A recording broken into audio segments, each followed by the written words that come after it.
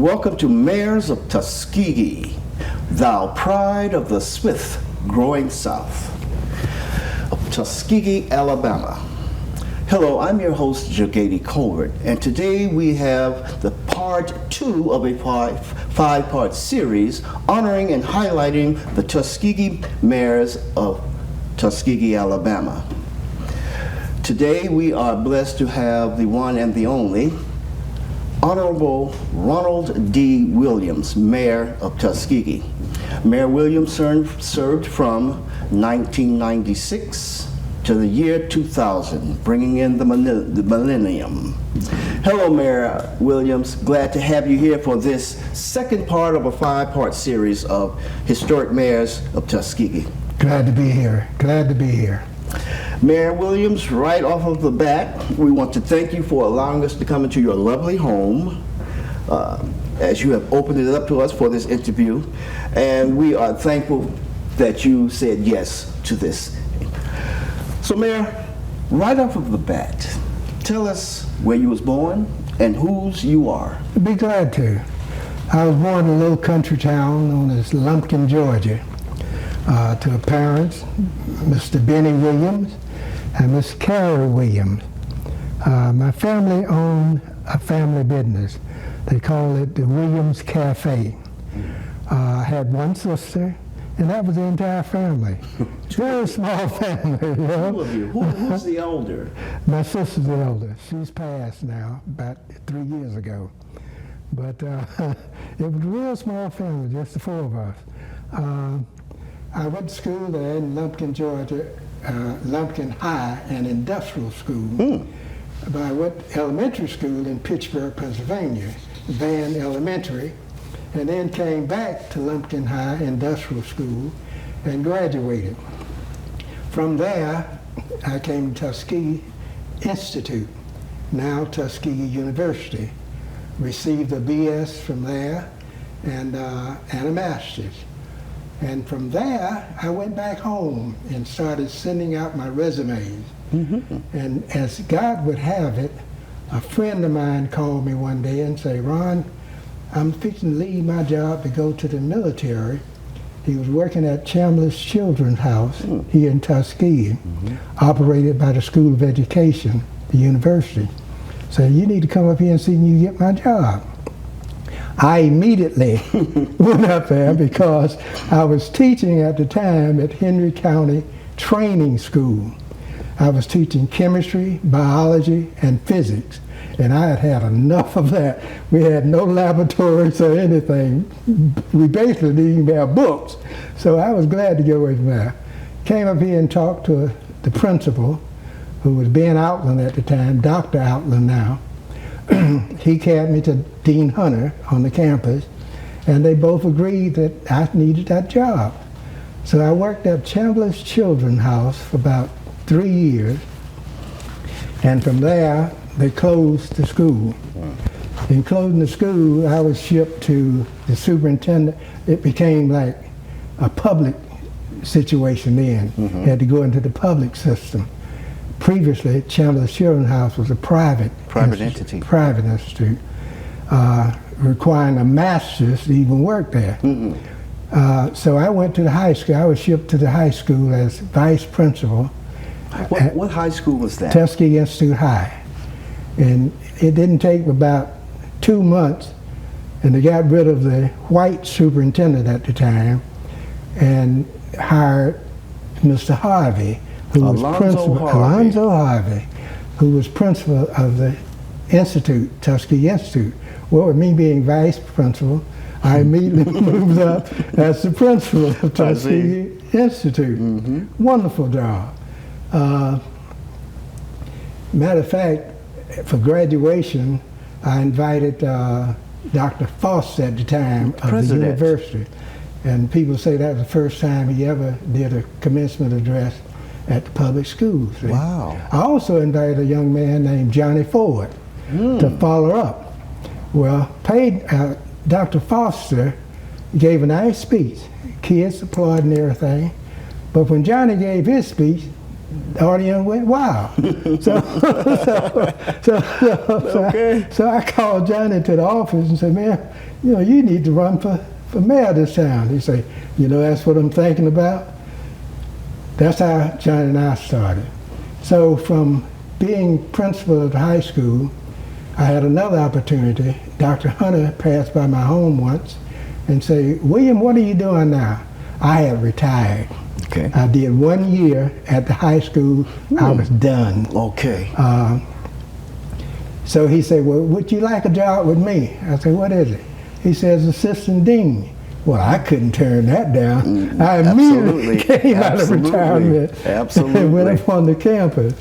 Then on the campus, great job. I taught public school law and served as his administrative assistant and taught statistics. Mm-hmm. Well, the day came when he told me, William, in order to keep this job, you will need to get you a PhD. I said, well, now, to myself, well, now I think I'm ready to leave here. Though you could get it, you just didn't think that you I'm ready to leave here. I don't want to go to school no more. That's it. So at the time, we had a new superintendent, Dr. Byers. Yes. And I went down to speak to Dr. Byers just to greet him. And next thing I know, he said, boy, I know you just as good as on my hand here. I'm wondering, how the devil do you know me, But make a long story short, he invited himself to stay with me. He and his whole family. So they moved in with me while his house was getting in order. Mm-hmm. And while there, he was telling me about a federal program. I was still working with Dr. Hunter. He was telling me about a federal program that they had going, a Title VIII program. And he needed an evaluator. So I thought, well, now, I don't want to stay here with Dr. Hunter, so maybe I better go with Dr. Byers. So I went with Dr. Byers and became the Macon County Educational Evaluator. Wow. I stayed with him about maybe 2 years, and then Johnny came back home and ready to run for mayor. The same guy that we had talked about when I was principal. Mm-hmm. So he said, will you help me? So I started helping Johnny and helped him all the way through for the 24 years that he put in office. Okay. And matter of fact, that first year, he called me into his administration, and I had worked with him till he left his administration. I served as his executive assistant. I served as Action City Director. I served as City Planner with the Model City Program. Mm-hmm. I served as Small Business Office Director. I served as Superintendent of Pollution and Control. Mm-hmm. And then Johnny decided he wanted to run for state office. And he looked at me and said, well, maybe it's your turn. I said, okay, well, maybe I tried it. I've been here 23 years. I might as well try it. So he was going to run for state office. I'm going to run for mayor. And the word got out, that's what it was going to be. And somehow or another, Johnny changed his mind. He wanted to run again for mayor. So that wound up with both of us running against each other. Within the race, yes. And I really didn't want to do that because my loyalty had been with him for 23 years, mm-hmm. but I had no choice. I was committed. You had submitted. Make a long story short, I won the race. Now. And that was in 1996. 1996. Now, it's something like be careful what you ask for. I wanted to be mayor, but when I got there the very first day of office, on my desk was a letter giving me 7 days before the utility system would be in receivership. 7 days now. I'm just getting there. Wow. Also, Bobby Davis, who was president of Alabama Exchange Bank at the time, called me and said, Mr. Mayor, let me tell you something. We don't have no money for you to meet the payroll. I said, what? Wow. This is my first day in office, Wow. Now I can't pay nobody. I'm going to lose the utility system. Wow. So I said, well, I'll tell you what you do, Bobby. I will personally be responsible for the payroll. So he made payroll. Wow. I then found out that nobody was letting us charge anything. We didn't even have insurance on any of the buildings. I mean, that's just how desperate the city was at that time. I see. Now, I don't blame that on Johnny. What I blame it on is a council that didn't cooperate with Johnny. I see. You see what I'm saying? Yes. They had gotten to the point where anything that the mayor said, they was totally against. So he didn't have too much of a choice, but he left me in a mess. So the city was in the black, was in the red. Yes. The utility board was in the red. The garbage people wasn't picking up our garbage because we wasn't paying them. So I sat down and I prayed a lot. And with all sincerity, it wasn't me, but I had a spiritual power that came in and assisted me in these things. I got the city, I called all the vendors and gave them my personal assurance that I would pay them if they just start allowing us to charge again. They did. I called the garbage people. They told me, no, we're not going to do it. I said, no problem. So I called my public works director in, had him to find out how much would garbage trucks cost us, talked to vehicle people into selling us some garbage trucks, and we picked up our own garbage. In 60 days, now this is why I know God was in this. In 60 days, I had the city in the black. 60 days. In 60 days, the city was in the black with $1.7 million in the black. In 90 days, the utility board was in the black. Not only were we in the black, but we had enough money to build 2 brand new water tanks that you see here today. One is there in the city park. Yes. The other one is over there at the cemetery, Ashdale Cemetery. And we built an electrical substation, giving us 3 times the power that we originally had, that you can see next to Burger King. Now, you know I didn't do that. You know I couldn't do that. The city in the black in 60 days, the county in 90 days. That we wasn't got you. water tanks, we got electrical system. So Divine intervention. divine intervention. Plus, the very first day, I had to beg for some asphalt because the very first day we started paving Farmville. And I didn't stop paving until I got out of office. My goal was to pave every street in Tuskegee. And so that comes to the point where I have, from my knowledge, knew that you were concerned about what the citizenry was saying about Tuskegee, about the potholes. Right. You were concerned about what they were saying about the utilities board. Right. And tell us something about the work tank. Well, see, this is what happened. When I campaigned, it was about the basics. I promised that I would do the basics. That's your roads, your lights, your water, your sewage, your streets, the basics. Yes. You see, you can't have a town without having The proper basics. water, That's correct. electrical power, without having proper sewage, with the right highway. Everybody else was promising hospitals, industry, jobs. I promised the basics, and that's what I stuck to for the 4 years I was there. I demolished more dilapidated buildings than anybody before me or after me. Every week, I think Jesse can attest to this, we was on television knocking down some dilapidated building. I removed, there was the old eyesore of the Cotton Gin next to the Burger King. I don't know whether you remember. I remember that. But them old tall tin building. Yes. I took all of that out, see. There was right there where CVS is. You had an old dilapidated building, the Satchel building. That's the correct. Dairy Bar. Yes. You had the old jail. Yeah, old You had jails the, and other entities in that area. You had the Corner Brothers warehouse. That's correct. I took all of that out and brought CVS in. See, the city did that. Our people did that in order to attract commerce.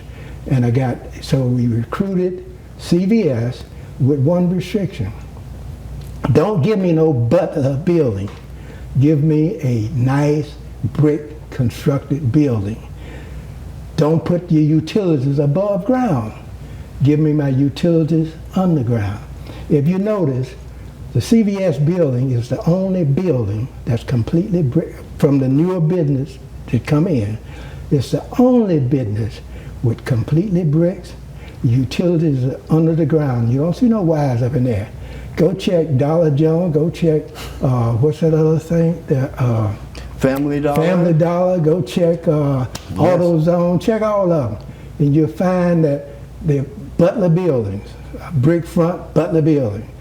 You on Main Street. I didn't want no Butler building on the main highway. And okay? you know, if I may say, what I would think your aspirations would have been is this. It would also tie into this.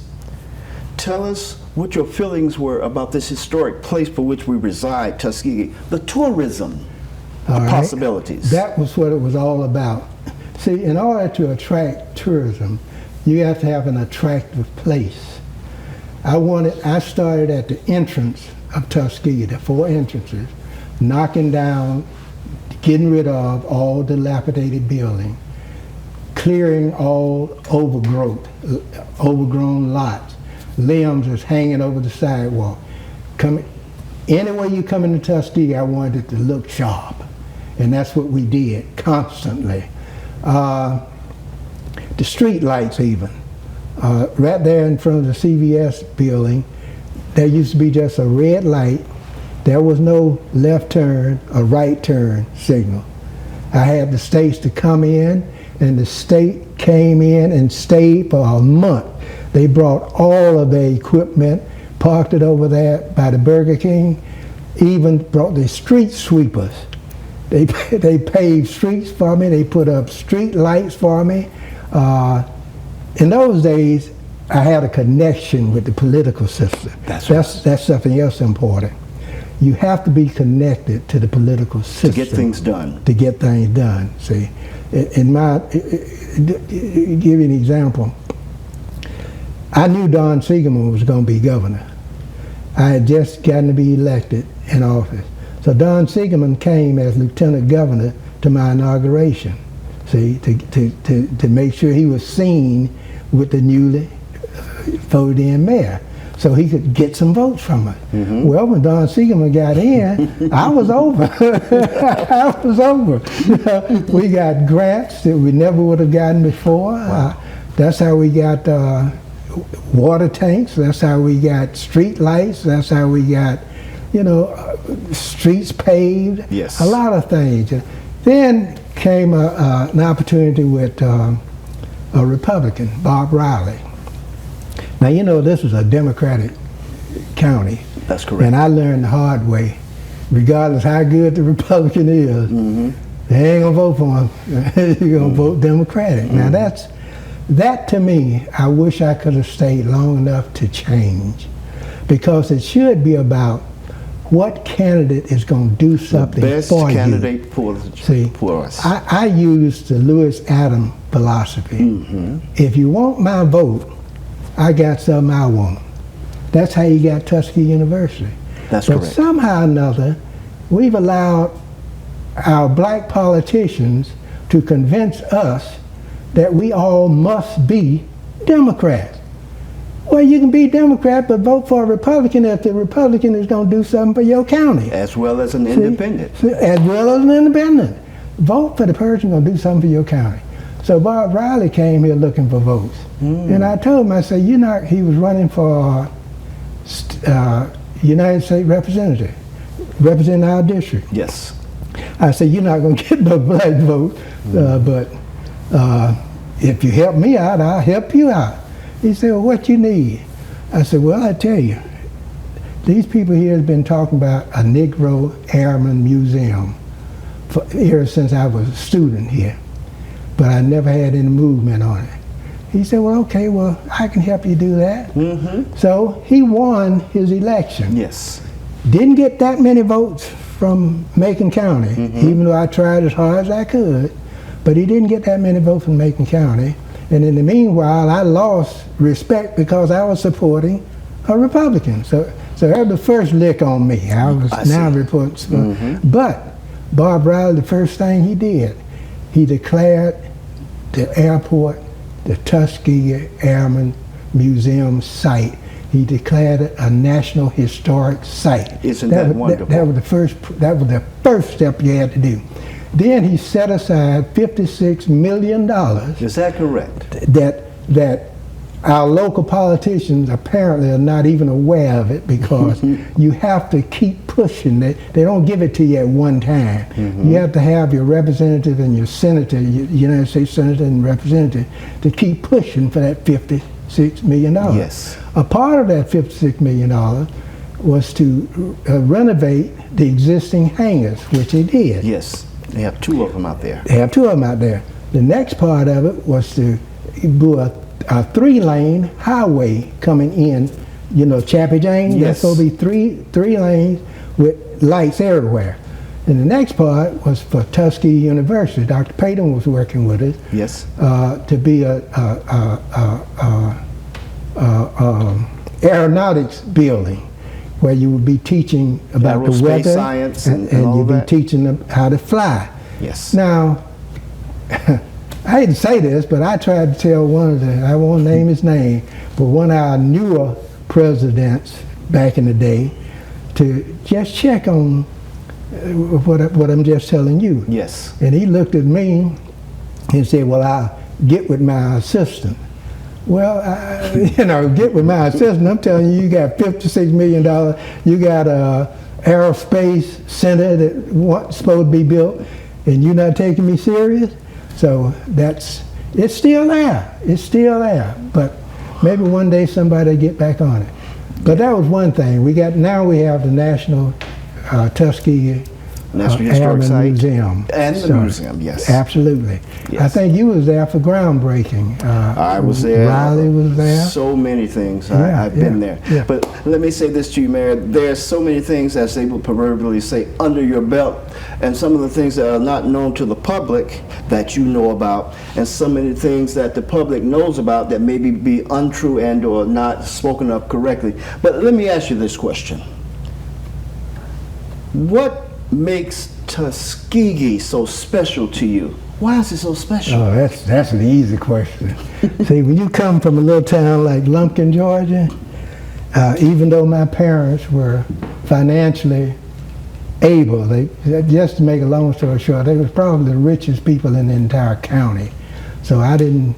Your family? My family, my mother and father, they had a very successful business, the most respected black family in the county. Like I was telling Jesse, white folks call my mother Miss Carey. So let's not get it incorrectly. It's not Macon County, but within Lumpkin, Georgia. Okay. Stewart County. Okay. Stewart County. So, money was never our problem. So I was used to money. Matter of fact, we had maids. I had somebody that wake me up for me to go to school, for washing the clothes, cooking the food. Reminds me of the movie Coming to America that I saw on TV. Yeah. That was you waking you up for breakfast and right. stuff. But it still was a little country, rural town. And my mother, when I came here, she said, don't be ashamed to tell where you come from now and what we did, because they worked in a cafe, a restaurant that my father built. So so when I got to Tuskegee, and back in Lumpkin now, it wasn't black people didn't have no status. I guess that's why my folks was well known. The only status was a preacher or a school teacher. So when I got here, and no other black had businesses, white folks as well came and ate at our cafe. It was central air conditioning, central heating that my father built with his own hands. He was a master builder. But when I got here, I saw fine homes. I saw black people that was doctors, lawyers, you know, and you might say Indian chiefs, you know. Yes. I saw professional people that I never knew exist. And I saw the opportunity that blacks could actually politically take over this community. And what makes Tuskegee so attractive to me is that by being in the majority and now having political control, Yes. there is no better place for an African American to be, where you can control your own destiny.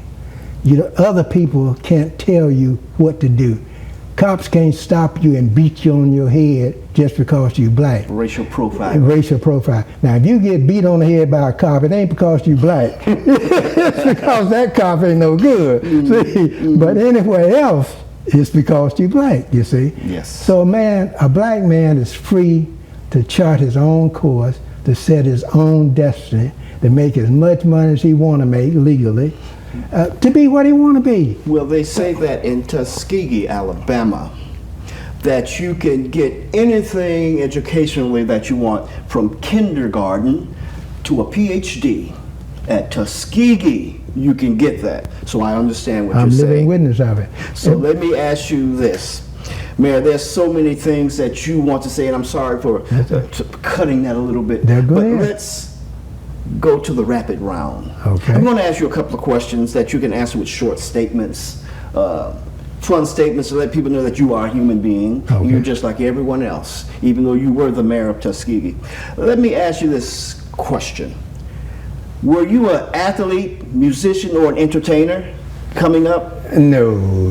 No athlete? I played a little basketball, but I wasn't big time. How about music? You play any instruments? No instrument. Okay. What I was good at was shooting a rifle. Oh. In ROTC, I was on the rifle team. They called me Lefty. So I won a athletic sweater for that. So that's about the only thing I played. So tell us, do you have any hobbies? I really don't. You know, I don't call it a hobby. I'm a very Well-rounded? No, I'm a very lazy person. I like to do a lot of sitting down and laying around, you know. Okay. But I do get up and go outside and work on the ground. My mother never allowed me to work with my hands when I was a kid. So you like to feel that dirt? I like to feel that dirt. I like to get it up on my fingernail. I don't know whether it's a rebellion attribute or whether I just like it. But if you look at my grounds here, every plant you see, basically, I went in the woods and got them. The cedar trees, my fruit trees, I got pomegranates, I got pears, I got peaches, I got plums, orange tree, lemon tree. Wow. And basically I got them all out of the woods. Wow. My flowers, got them out of the woods. My banana trees, out of the woods. Wow. Popping grass, out of the woods. Wow. And those things used to be so very plentiful when we were coming up as youngsters. There you go. What is your star sign? Well, Your astrological sign? I'm a Sagittarius, but I'm not really into that. The astrology I'm not into, but most people want to know what you were. They probably say, I bet you he's a Pisces, or I bet you he's this. And so tell them again, you're a Sagittarius? They tell me Sagittarius is easy to get along with. What's the month? December 6th. Okay. Do you have a favorite song or a favorite group that sings? What's your favorite song or what's your favorite group that you like? You know, now this is going to sound odd, but I don't have any favorites. There's a lot of different types of music I like, but I don't have any specialty, you know. I was raised in the era, they had a special, like Little Richard. That was a special on CNN Sunday, recently, I believe, or yesterday, you know. That's the kind of music I was raised on, and you don't have that today. You know, these Beyonce and them, they're great, but that's just not me. I was back there with James Brown and Little Richard and B.B. King, that kind of music. And all those people. Yeah, Nancy Wilson, you know. Yes. So if you could have chosen any other profession, what would it have been? It would have been what I'm doing now. So you wouldn't have changed, it would be just what you're doing now? Yes, sir. becoming the mayor of Tuskegee was the highlight of my career, and that was it. I didn't want to go any further. Matter of fact, I haven't done anything else since 2000. I've been right here developing this. I have my kids. Now, the pride of joy is my grandkids. I have taken them in every summer from the time they're old enough to go to the bathroom on their own. That's my requirement now. You go to the bathroom on your own. I'm a big kid now. Yeah. Pampers, okay. Yeah, and then you can come and stay with granddaddy all summer. Now I have 13 grandkids. Most of them have graduated from college, but they started out being able to go to the bathroom.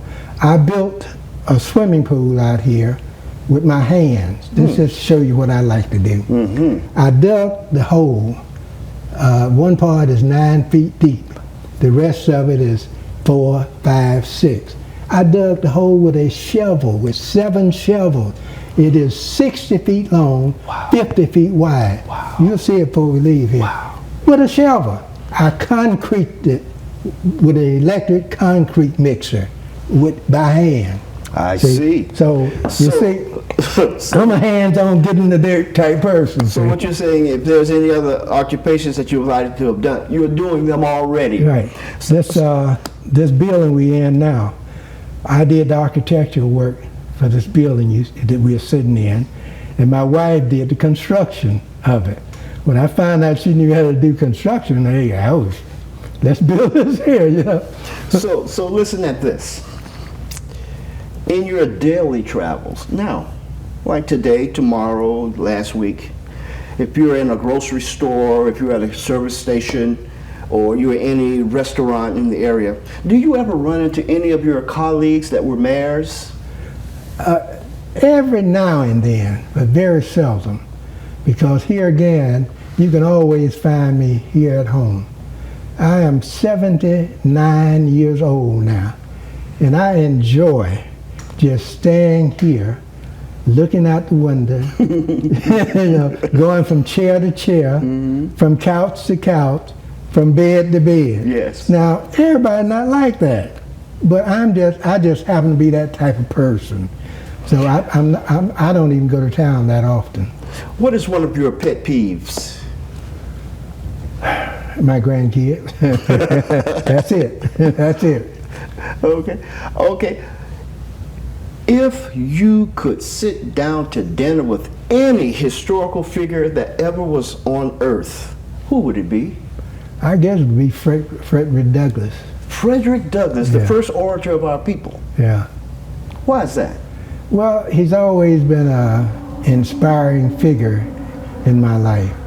I like the way he carried himself. It was with confidence. He's very highly intelligent, and he commanded respect. And back then, those days, for a black man to command respect and receive it, you got to be a heck of a man, you know. That is correct. That's a great answer. And the last of the rapid round questions would be this. Some say that you're the coolest mayor that we ever had. Why the El Dorado, or as they would say, the El Dog? Well, because I didn't have to pay for them. I told you earlier, my family was very rich, so I never paid for a car. And some of my friends said, well, I would have one too if I wasn't paying for it. Well, that's why. You know, now that I'm paying for them, I still got the last one I had. So that rapid round, it went very well. But if there was one question that you thought I was going to ask you, but I did not, what would have been that question and what would have been the answer? Now, you know, I honestly don't know, because I didn't anticipate you asking me any specific question. But I was prepared to answer any question you would ask. And so now, we're going now into our closing with the historic Ron D. Williams, Mayor of Tuskegee from 1996 to the year 2000. Mayor Williams, if there is one thing that you would like not just the citizenry of Tuskegee to know and remember you of, but in the entire WWW World Wide Web to know about your tenure as mayor? In your closing remarks, tell us what that would be. Well, I would like to be remembered as a person who understood the basics of government. Not the promises of jobs, the promises of hospital, the promises of industry, but your basics. Never forget that your water, your sewage, your electrical, your streets, your community, the beautification of the community, that's your basic. That's your basic. I would like to add one thing, though, for just the citizens of Tuskegee.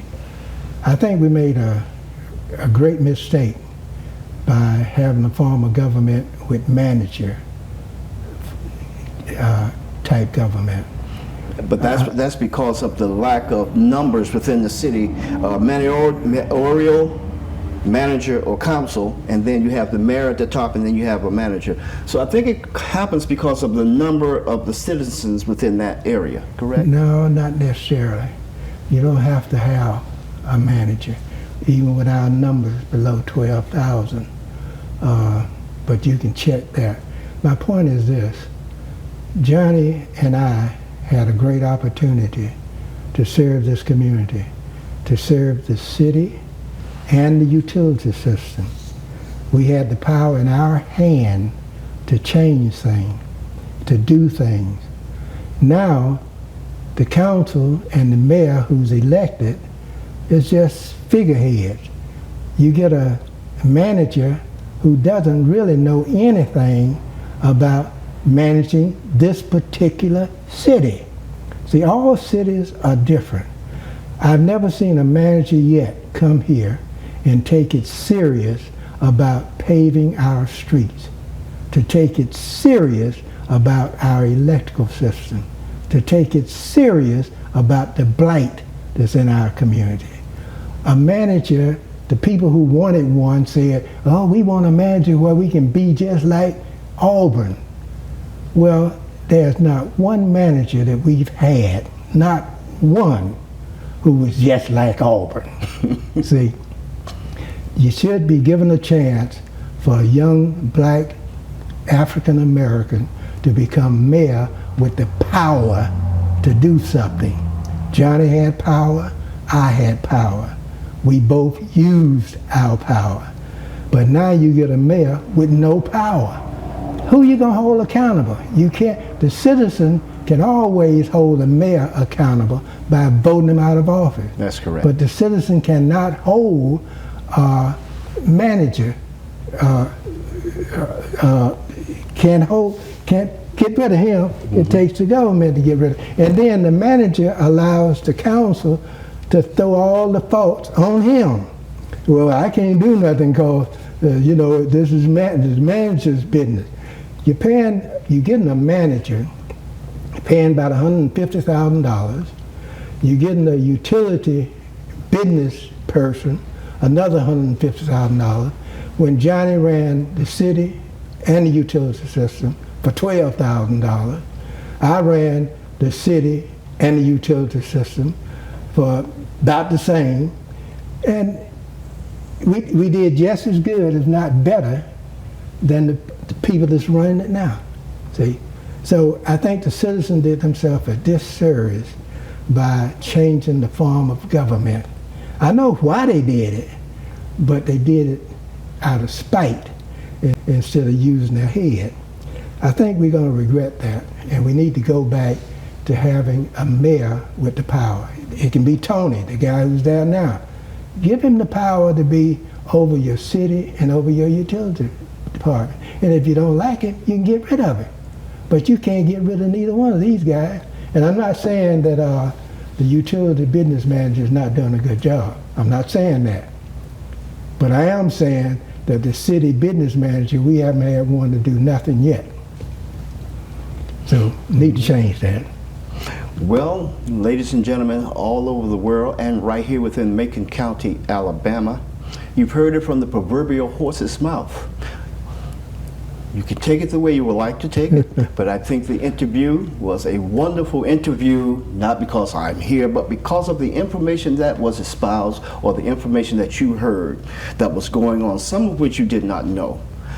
And so, once again, Mayor Williams, R.D. Williams, we would like to thank you for opening up your personal residence, allowing the Tuskegee Television Network and the other entities or networks that will view this or show this for all that you've done with this personal and historic interview as the second of 5 in the series of Tuskegee Mayors in Thou Pride of Thou Swift Growing South, Tuskegee, Alabama. So for Jesse Harris, the Tuskegee Network, as the producer and the cameraman, I'm your host, or have been your host, Ejigadi Covert. We'll see you next time.